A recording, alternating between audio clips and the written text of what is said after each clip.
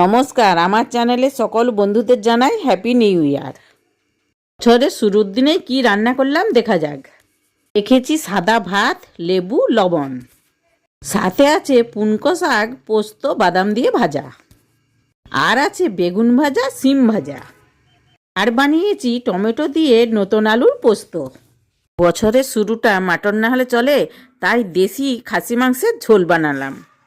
আর মাংস ঝোলের সাথে নতুন আলুও দিয়েছি।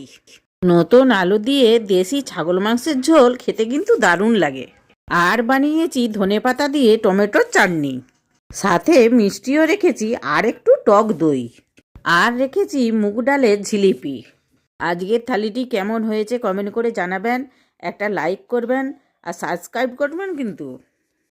আবার চলে আসবো নতুন কিছু রেসিপির ভিডিও নিয়ে আমার চ্যানেলে। ধন্যবাদ।